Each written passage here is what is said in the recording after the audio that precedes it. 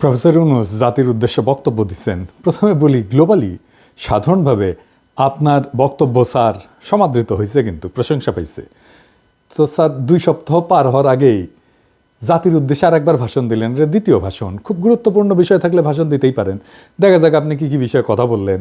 July August বিপ্লব নিয়ে শুরু করলেন, বললেন বন্যা নিয়ে, আনসারদের অবরোধ, পরোক্ষভাবে গার্মেন্টস, গণভবনকে জাদুঘর বানানো, 6টা বিশেষ কমিশন, আর কারে ভোট দেওয়া যাবে না, এই নিয়ে আপনার ব্যক্তিগত মতামতকে রাষ্ট্রের নামে চালাইলেন। কিন্তু পাইলাম না কয়েকটা গুরুত্বপূর্ণ বিষয়ের আলাপ। যেমন আন্দোলনের শহীদদের তালিকার কমিশন পাইলাম না চিকিৎসাধীনদের চিকিৎসার জন্য সুস্পষ্ট পদক্ষেপ, আন্দোলনের দৃষ্টিশক্তি হারানোদের সর্বোচ্চ চিকিৎসার পদক্ষেপ পাইলাম না, নিহতদের পরিবারের সহায়তা আর পঙ্গুত্ব বরণকারীদের জন্য পুনর্বাসনের কমিশন পাইলাম না, গত 17 বছরে স্বৈর শাসনের সকল বিষয়ে তদন্ত আর শ্বেতপত্রের কমিশন পাইলাম না, পাচার হওয়া অর্থ উদ্ধারের কমিশন পাইলাম না, প্রশাসন বিদেশি মিশন থেকে আওয়ামী প্রেতাত্মাদের অপসারণ কাজের অগ্রগতির খবর। তবে কিছু কিছু বিষয়ে আপনার অর্জন আর প্রচেষ্টার প্রশংসা করতে দ্বিধা নাই।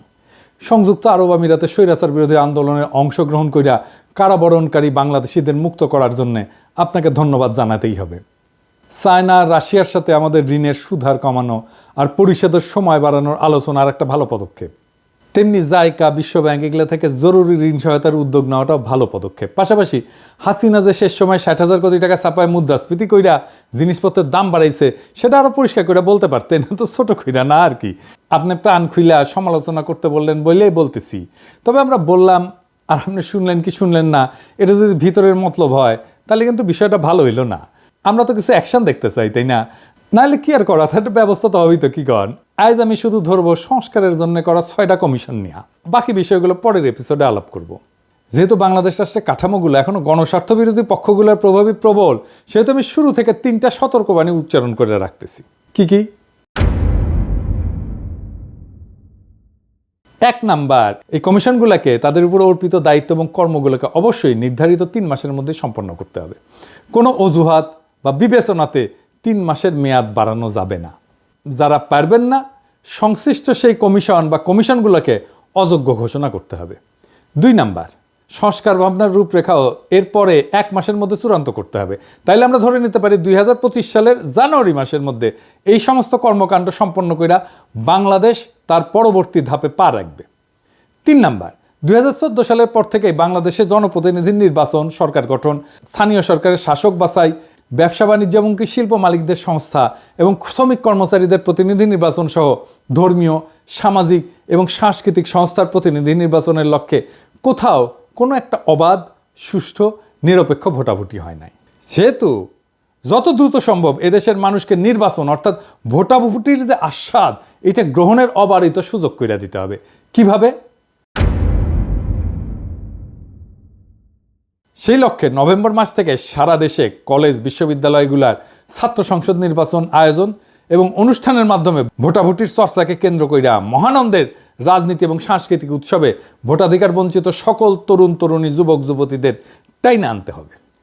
আমাদের ভুলে গেলে চলবে না, দেশের জনসংখ্যার প্রায় অর্ধেক 32 থেকে 33 বছর বয়স পর্যন্ত যাদের বয়স, তারা এখনও একবারও অবাধে, সুষ্ঠু এবং নিরপেক্ষ পরিবেশে অনুষ্ঠিত কোনো নির্বাচনে ভোট দেওয়ার সুযোগ পায় নাই। সব সাধুকে সাবধান করে আমরা বলতে চাই, বাংলাদেশে জুলাই আগস্ট বিপ্লবের মাধ্যমে যে গণজাগরণ সৃষ্টি হয়েছে তাকে তুচ্ছ ভাবার স্পর্ধা দেখাবেন না। এটা ফ্যাসিবাদ, স্বৈরতন্ত্র, পরিবারতন্ত্র, বড়লোকিপনা, এলিটপনা, এনজিও নেতাদের আভিজাত্যাভিমান এবং ইসলাম বিদ্বেষ এবং পশ্চিমা শক্তির অনুরাগ, এই সমস্ত সহ সকল ধরনের ক্ষমতা কুক্ষিগত করার হীন সংকীর্ণ গণস্বার্থবিরোধী কার্যক্রম প্রতিরোধ কইরা বিজয়ী হয়েছে। ফলে পরিবার, সমাজ, রাষ্ট্রব্যাপী যে গণচেতনা এবং জন আকাঙ্ক্ষা, গণপ্রতিরোধ প্রয়াস সৃষ্টি হয়েছে, তা পরাভবহীন, অকুতভয় এবং অজেয়। রাজনীতি, সরকার এবং রাষ্ট্র সংস্কারের প্রায়োগিক ক্ষেত্র অর্থাৎ বাস্তবে যে কাজ হবে, এবার সেই আলোচনায় চলে আসা যাক।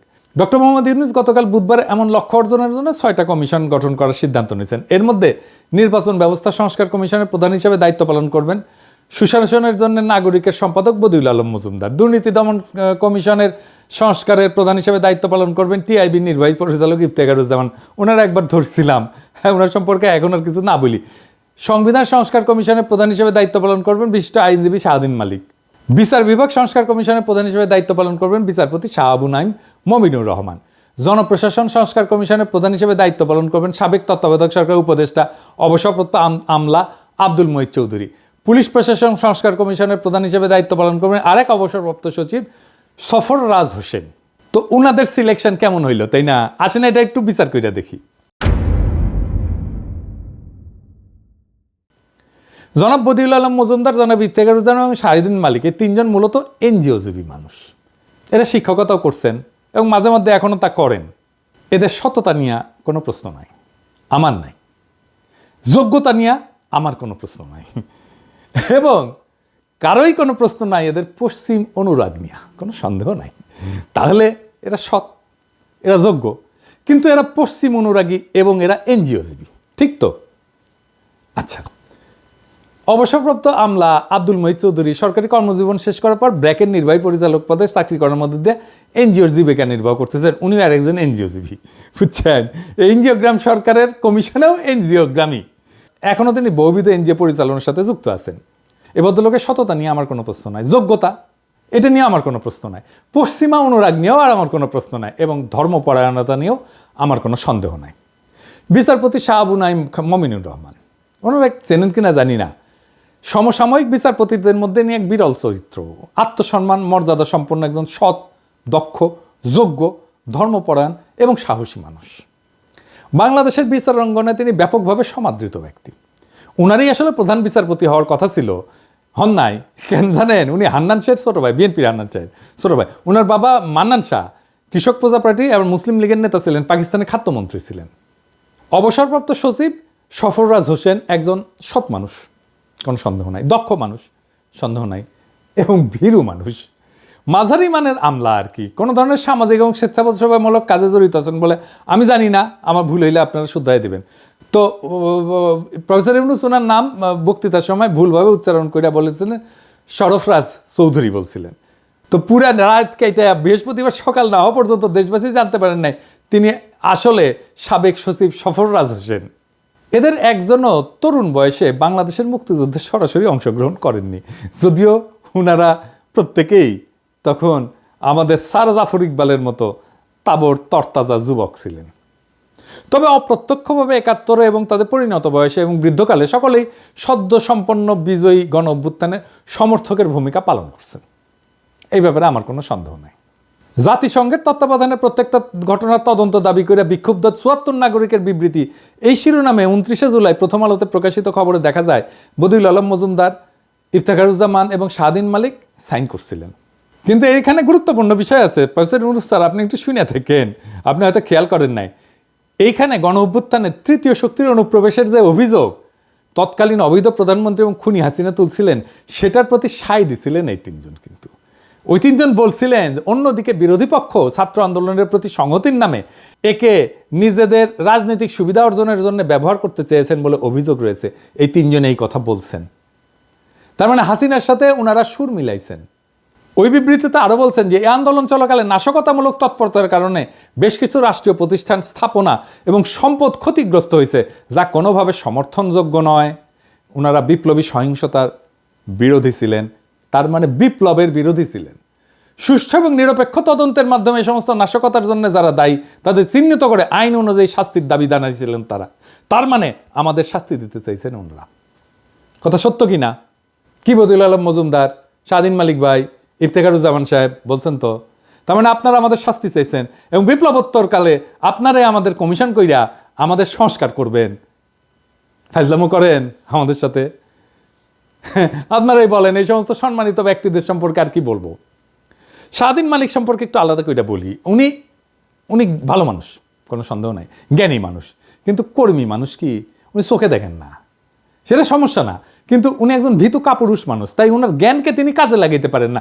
উনি যা বিশ্বাস করেন সেটাকে আঁকড়ে ধরে শক্তভাবে তার পক্ষে দাঁড়াইতে পারেন না। আমি একটা এক্সাম্পল দিই। উনিই প্রথম শাহবাগ নিয়ে ক্রিটিক করছিলেন যে আদালতের রায়কে রাজপথে এইভাবে চ্যালেঞ্জ করা যায় না, কিন্তু তারপরে শাহবাগীদের ঠাপ খেয়া ওই শাহবাগে এসে উনি আবার সংগতি জানাই গেছেন। তো উনারা দাবরানি দিলে উনি তো ভেঙ্গে পড়বেন, তো উনারা রেখা লাভ কি? আরও গুরুত্বপূর্ণ এবং এটা খুব জটিল ব্যাপার যে শাহদিন মালিক মুজিবের তৈরি ৭২-এর সংবিধানকে মুক্তির দলিল মনে করে। 2011-র 10 এপ্রিল সুজন একটা গোল টেবিল করছিল, ওইখানে স্বাধীন মালিক মূল প্রবন্ধ উপস্থাপন করছিল এবং বলছিল যে 1972 সালের সংবিধান সত্যিকার অর্থে একটা মুক্তির দলিল। এরপর প্রায় গত 40 বছরের সংবিধান সংশোধনের যে ইতিহাস, সেটা এক কথায় মুক্তির সেই স্বপ্ন এবং আদর্শের বিচ্যুতির ইতিহাস। তার মানে সংবিধান সংস্কার বলতে উনি বুঝেন যে 72-এর সংবিধানে ফেরত যাওয়া। উনি বলেন যে বৈষম্যহীন সংবিধান করতে যা যা দরকার তা এই সংবিধানেই আছে। ফলে উনার হাতে মুজিবের সংবিধান বাতিল কইরা এবং গণ অভ্যুত্থানের নতুন সংবিধান প্রণয়নের কোনো সম্ভাবনা আছে? আপনারা নিজেরাই বলেন তো। তবে নির্বাচন ব্যবস্থা সংস্কার কমিশন এবং দুর্নীতি দমন সংস্কার কমিশনের সিংহভাগ কাজই 11 সরকারের আমলে সম্পন্ন করা হয়েছিল এবং এই নীতিমালা এবং আইন সংস্কারের কাজ তখন অনেকগুলোই গুছায় রাখা হয়েছিল। এই দুইটা পৃথক কাজের সাথে ওই সময় জনাব বদিউল আলম মজুমদার এবং জনাব ইফতেখারুজ্জামান ঘনিষ্ঠভাবে জড়িত ছিলেন। 11 সরকার তো কিছু ভালো কাজও করছিল, তো এটা ভালো কাজ করছিল। এই দুই ব্যক্তি তখন উত্তম ভূমিকা পালন করছিলেন এবং তাদের এই বিশাল অবদানকে আমি তুচ্ছ-তাচ্ছিল্য করব না, এটা করলে ভুল হবে। পরবর্তীকালে 2009 সালে বাংলাদেশের ইতিহাসের সেরা দুর্নীতিবাজ এবং গণতন্ত্র ভোটাধিকার হরণকারী শাসক পলাতক শেখ হাসিনা এই আইন দুইটাকে নানাভাবে সংশোধনের মাধ্যমে একে বিকৃত, ক্ষতিগ্রস্ত এবং দুর্বল করে ফেলছিল। তবে কোথায় কতটুকু অঘটন সে ঘটাইছে তা মনোনীত এই দুই কমিশনের বিজ্ঞ চেয়ারম্যানদের প্রথম পাঠেই বুঝতে পারবেন। ফলে এই দুইটা ক্ষেত্রে সবকিছু দ্রুত সংশোধন কইরা ভালোভাবে সংস্কার প্রস্তাব উত্থাপন করতে তাদের খুব বেশি সময় লাগবে না, 2 মাসও লাগবে না। যদি না তারা ওনাদের যে জীবিকা, এনজিও জীবিকা, এটার মৌলসূত্র অনুসরণ করে এই কাজে বিদেশি সংস্থা সমূহে অনুদান নিয়ে এতে ব্যাপক ভিত্তিক বিশ্বমানের একটা সংস্কার দলিলে পরিণত করার লোভ থেকে মহাপ্রকল্প ব্যবসায় জোড়ায় যায়, তাহলে অন্য কথা আর কি। আর একটা গুরুত্বপূর্ণ বিষয়ে আসি, সংবিধান প্রসঙ্গে। গণ অভ্যুত্থানের নেতৃত্ব প্রদানকারী শিক্ষার্থীদের অভিপ্রায় অনুযায়ী সম্প্রতি একটা নাগরিক কমিটি গঠিত হয়েছে, আমরা সবাই জানি। এটা কর্মসূচি দিছে। 8 নম্বর কর্মসূচিতে বলা হয়েছে যে গণপরিষদ গঠন করে গণভোটের মাধ্যমে নতুন গণতান্ত্রিক সংবিধান তৈরির জন্য গণ আলোচনার আয়োজন করা হবে, তাই না? বলছে না? এইখানে প্রফেসর ইউনূস সংবিধান সংস্কার কমিশন যখন গঠন করে ফেললেন, তখন বোঝা যায় এখন তিনি আর আন্দোলনে বিজয়ী শিক্ষার্থী, তরুণ, এই যুব সমাজের মতামতের ধার ধারেন না। ঠিক তো? তার মানে তারা যেটা বলছিল গণপরিষদ গঠন করে গণ আলোচনা করে, সেটা তো উনি ধার ধারলেন না। তাইলে বাংলাদেশের রাজনীতি নিয়ে তো উনিও একটা স্বৈরাচারের মতো আচরণ করলেন, তাই না? উনি তো কারো কথা শুনেন না, এমনকি উনি ছাত্রদের কথাও শুনলেন না, তাই না? তো যে যায় লঙ্কায় সেই হয় রাবণ। উপনিবেশিক ব্রিটিশ শাসনের স্বার্থানুকূল আমলাতন্ত্রের আদলে গড়া পাকিস্তান সিভিল সার্ভিসের গর্বিত অফিসার বাংলাদেশ সরকারের সাবেক সচিব আব্দুল মুহিত চৌধুরীর পক্ষে কি কোনো প্রগতিশীল সংস্কার ঘটানো সম্ভব? তার কোনো ক্রিটিক্যাল ভিউ আছে এই ব্যুরোক্রেসির ব্যাপারে? তো তার নেতৃত্বে জনপ্রশাসনে কি সংস্কার করবে তো বুঝেই না। ওই তো এই ব্রিটিশ আমলাতন্ত্র নিয়ে মুগ্ধ হয়ে বসে থাকে। আচ্ছা, প্রশাসন ক্যাডারের অফিসার অবসরপ্রাপ্ত সচিব সফররাজ হোসেন পুলিশ প্রশাসনের সংস্কার কমিশনের প্রধান হিসেবে সফলভাবে কাজ করতে পারবেন? উনি কি পুলিশ তো এখন একটা বিশাল বড় প্রতিষ্ঠান, সেহেতু পুলিশের কোনো অবসরপ্রাপ্ত সৎ, দক্ষ, যোগ্য, সম্মানিত কর্মকর্তাকে এই কমিশনের প্রধান হিসেবে দায়িত্ব দেওয়া উচিত ছিল। এখন প্রেসিডেন্ট ইউনূস কইতে পারেন এমন লোক খুঁজে পাই না, তাহলে যদি খুঁজে না পাওয়া যায় তাহলে একজন বিচারপতিকে উল্লেখিত কমিশনের চেয়ারম্যান করলে ভালো হইতো না? একজন আমলা যার পুলিশ সম্পর্কে কোনো অভিজ্ঞতাই নাই, তারে কমিশনের চেয়ারম্যান বানায় দিচ্ছে। বলেন তো, আপনারা তো দেখছেন, আমি একটা পুলিশের নিয়ে একটা এপিসোড করেছিলাম। উনি কি এই জিনিসগুলো জানেন? জানেন না। তো আমার মতো একজন সামান্য ইউটিউবার যে জিনিস জানে সেটাও তো উনি জানেন না রে ভাই। বিচার বিভাগ, জনপ্রশাসন বিভাগ, আইন শৃঙ্খলা, জননিরাপত্তা বিভাগের পাশাপাশি রাষ্ট্রের চতুর্থ গুরুত্বপূর্ণ প্রতিষ্ঠান হচ্ছে বাংলাদেশের সশস্ত্র বাহিনী। এই দীর্ঘ 15 বছরের ফ্যাসিবাদী শাসনে এর অন্তর্গত বাহিনীসমূহে ব্যাপক ক্ষতিগ্রস্ত হয়েছে। তাদের অনেক কর্মকর্তা খুন, গুম, দস্যুতা, দুর্নীতি সহ নানা গণবিরোধী কাজে জড়ায় পড়ছেন। নৈতিকতা ও নেতৃত্ব শূন্যতায় ভোগা এইরকম বাহিনীতে ব্যাপক সংস্কার প্রয়োজন। সেই জন্যে সশস্ত্র বাহিনী বিষয়ে একটা সংস্কার কমিশন গঠন করা জরুরি ছিল। প্রফেসর ইউনূসের গত 1 মাসের দীর্ঘ শাসনের অবস্থা দেখে মনে হয় তিনি সশস্ত্র বাহিনীর বর্তমান নেতৃত্বের সাথে একটা আপোষ রফা করে তাদের পরামর্শ মেনে কাজ চালিয়ে যাচ্ছেন। সশস্ত্র বাহিনী বিভাগে জরুরি, প্রয়োজনীয়, গুরুত্বপূর্ণ সংস্কার সাধনের প্রস্তাব করা বা উদ্যোগ নেওয়ার কোনো সাহস তার নাই। কিন্তু বলেন আয়নাঘর কে করছে, তাই না? র্যাব যে স্যাংশন খাইলে ওটার অফিসার কারা ছিল? আর এই আর্মি তো রাস্তায় গুলি করছে, তাই না? আমাদের বিপ্লবের সময় জাতীয় প্রতিরক্ষা এবং দেশের সার্বভৌমত্বের বৃহৎ স্বার্থের বিষয়টা বিবেচনায় না হইলে প্রতিরক্ষা বাহিনী সংস্কার কমিশন গঠন করা এটা অতি জরুরি একটা কাজ ছিল। 12 বছর দীর্ঘ রক্তক্ষয়ী সংগ্রামের মাধ্যমে ফ্যাসিস্ট দুঃশাসনের অবসান ঘটানো এই বিজয়ী গণ অভ্যুত্থান বাংলাদেশের সমাজ, সংস্কৃতি এবং রাজনীতিতে বেশ কিছু ঐক্যমত সৃষ্টি করছে। একইভাবে রাষ্ট্র, সরকার, রাজনীতিকদের বেশ কিছু প্রবণতা, আচরণ এবং কার্যক্রমকে দেশবাসী অগ্রহণযোগ্য, ক্ষতিকর হিসেবে চিহ্নিত এবং খারিজ করছে। গণসংগ্রাম এবং আত্মত্যাগের এই দীর্ঘ পথ পরিক্রমায় নানান পর্যায়ে অংশগ্রহণকারী ছোট বড় সকল পক্ষের সঙ্গে আলোচনা কইরা লড়াইয়ের ময়দান থেকে উদ্ভূত, বিকশিত এবং গঠিত ঐক্যমতগুলা এবং এর বিভিন্ন শর্তসমূহ লিপিবদ্ধ করা একটা জরুরি দায়িত্ব প্রফেসর ইউনূসের। এরকম সকল গণসম্মতি চিহ্নিতকরণের জন্য একটা কমিশন গঠন করা প্রয়োজন। এর মূল কাজ হবে গণতন্ত্র এবং অধিকার আন্দোলনের অংশগ্রহণকারী সকল রাজনৈতিক দল, গ্রুপ, ছাত্র, নাগরিক সমাজ, সামাজিক পক্ষ এবং সংস্থার সক্রিয় সকল অংশীজনকে, যাকে স্টেক হোল্ডার বলি, এদেরকে অন্তর্ভুক্ত করে একটি জাতীয় ঐক্যমতের সনদ প্রণয়ন করা। প্রফেসর ইউনূসকে এটা করবেন। আচ্ছা, প্রফেসর ইউনূসকেই বলি। আচ্ছা প্রফেসর ইউনূস, এই যে আপনি একটা কমিশন করলেন, কতগুলো ভুল করেছেন দেখেছেন। এই ভুলগুলো কেন হচ্ছে জানেন? আপনার ভুলের কারণ আপনি কিছু মনে করেন না স্যার, একটু ছোট মুখে বড় কথা বলি আর কি, কারণ আপনাকে তো আমি ব্যক্তিগতভাবে চিনি। এর ভুলের কারণ হচ্ছে আপনার প্রেজুডিস। আপনার প্রথম প্রেজুডিস হচ্ছে এলিটদের প্রতি আপনার এক অন্ধবিশ্বাস। আমি এক্সাম্পল দিই, ডক্টর কামাল হোসেনের বিষয়ে আপনি অবসেসড, এরকম আপনি অনেকের বিষয়ে অবসেসড। আমি যতজনকে দেখাইলাম সবগুলোই তো এলিট। আপনি এনজিওর বিষয়ে অবসেসড। আপনি কামাল হোসেনের গণফোরামের প্রতিষ্ঠা সম্মেলনে আপনি গিয়া প্রধান অতিথি বক্তব্য দিয়েছিলেন না, আবার আপনারে উনি পলিটিক্সে ঢুকাইছিল না, আবার কেটে পড়ছে পিছে থেকে। আচ্ছা একটা কথা কন তো স্যার, এই যে কামাল হোসেন যে বালচিউন, যে কিছু জানে না, এটা নিরেট মাকাল ফল, এটা আপনি বুঝেন না? এটা কইতে চান? এটা আমার বিশ্বাস করতে হবে আপনি ঠিকই জানেন, কিন্তু মানেন না। উনার সাথে 10 মিনিট কথা বললে একজন আক্কেলওয়ালা মানুষ বুঝে যাবে উনি কি মাল। এই যে ফ্যাসিবাদ তৈরি হলো, এটাতে উনার দায় আছে না? একটা সংবিধান লিখেছে নানা জায়গা থেকে টুকলিফাই করিয়া, সেটা অসংখ্য জায়গায় সব বিরোধিতায় ভর্তি। এই আপনি সংবিধান পড়ছেন স্যার, আপনি পড়িয়া দেখেন তো, ওইটার মধ্যে কতগুলো জায়গায় সব বিরোধিতা আছে। এটা কে লিখছে? উনি লিখছেন তো। তা আপনি কেন জিগান না? ওনারা এত গুরুত্ব দেন কেন? যে সংবিধান থেকে জন্ম নিচ্ছে ফ্যাসিবাদ, তাও আপনি বুড়া মাথা মোটা এলিটদের সার ছাড়তে পারেন না। ধরেন আপনি এই যে কমিশনগুলো গঠনের আগে যদি কয়েকজনের সাথে আলাপ টালাপ করে নিতেন, মানে আপনার অপদার্থ উপদেষ্টার সাথে না, যারা পিছিয়ে মুজিবের ছবি লাগায় বন্দনা করে তারা না, এই আন্দোলনের যারা স্টেক হোল্ডার তাদের সাথে যদি আপনি আলোচনা করতেন, আপনার পরিকল্পনাটা সুন্দর হইতো না? আপনার তো নিজের আলাপের দরকার নাই, আপনি বইলা দিলেই তো আলাপ করে ফেলে। ধরেন আপনি তো আমারও রিস্ক করতে পারতেন, কারে দিয়ে রিস্ক করতেন সেটা তো আপনি জানেন। আর আমি লিখে দিতাম আপনার প্রপোজাল, নামধাম রেশনাল দিয়া, যুক্তি তর্ক দিয়া, যে কেন উনাকে করতে হবে। আপনি না নেন আমার প্রস্তাব, কিন্তু একটা আপনার অল্টারনেট ভিউ পাইতেন তো আমার কাছ থেকে, পাইতেন না? হ্যাঁ, তো আপনি করলেন না কেন? আপনার তো সময় যাইতো না, কারণ আপনি মানুষ বলেই মনে করেন না আমাদেরকে। আসলে আমরা তো এলিট না, তাই না? বগুড়া ভাষায় কথা বলি তো, সেই জন্য আমাদের পাত্তা দেন না। তা আপনার উপদেশটা তো আপনারা ভালো পরামর্শ দিতে পারতেছে না, আমাদের সাথে তো আলোচনা করতে আপনার ভালো লাগবে না, আমরা তো এলিট না। তা আমরা তো সাহায্য করতে চাই, সাহায্য নেন না কেন? আমি সিরিয়াসলি জানতে চাই আপনি নেন না কেন?